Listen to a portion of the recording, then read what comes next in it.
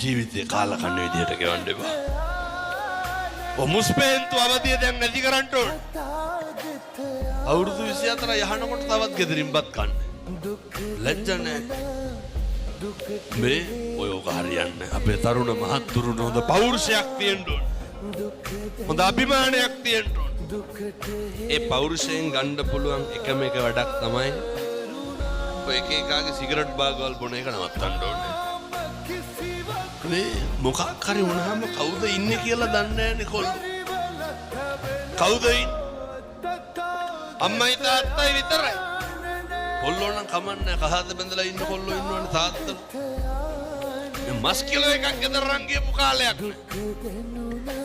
අවුරුද්දන් තිබෙට කියනවා 30000කට වැඩි යනවලු බඩු කට්ටලේ ගන්න ළමයා. අර බීබු සිගරට් ගොඩ එක්ක අහු කරුවන. එක සිගරට් එකට පිටර ගෙඩි 4ක් විතර ගත්තා හිනරන් හින් කෑවනම් මොකද වෙන්නේ? කොල්ලොන්ගේ ඇඟවල් බලන්න කෝටු කෑලි වගේ ගැහුවොත් එහෙම දෙකට ගන්නවා.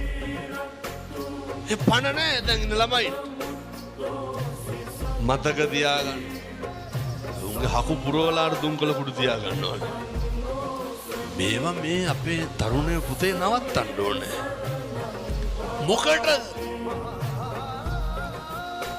මේවා කරන්නේ පහත් මානසිකත්වයක් තියෙන උදවිය අපිට එහෙම නැහැ. අපි සම්පෝෂිත වෙලා ඉන්න ඕන. අපිට ගෙයක් දොරක් තියෙන්න ඕන. අපි හොඳට හම්බ කරගන්න ඕන. මම මේ තරුණයන්ට යෝජනා කරන හොඳ ක්වොලිටි එකක් මේන්ටේන් කරන්න. හොඳ සත්පුරුෂයෙක් වෙන්න. ඔය මේ රටක් ලෝකයක් පුතේ බලාගෙන ඉන්නේ. රට ලෝකෙට වඩා පවුලේ උන් බලාගෙන ඉන්නේ වරදින ගන්න. කා බාස්නිය වෙලා යනකම් පවුලේ මිනිස්සු බලාගෙන ඉන්නේ. ඒ හින්දා අපි හරි නේ ඔය පේන්න නම් ඕනේ. මම කියන්නේ පේන්න හරි කමක් නැහැ. අම්මගේ තාත්තගේ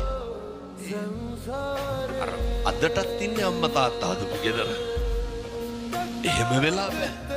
අම්මගේ තාත්තගේ ඒ වගේ läගගෙන කන හීනේ නවත්තන්න ඕනේ. එහෙම වෙලා බෑ. මේ දරුවන්ට තියෙන්න ඕනේ. සියලු මත්ද්‍රව්‍ය වලින් මිදෙන්න ඕනේ. මේ ගම්මාන පුතේ එකෙන් බේර ගන්න ඕනේ. ඔය කුඩු ගහන්නේ වයිස් ගහන්නේ අපෙති වලට පැහිවෙන ඒවා.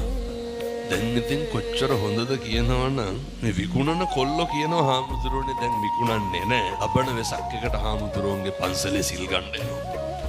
පිටුතුනි පොරොන්දු වෙලා යන්නේ. මේ ධර්මයේ ආශ්චර්ය.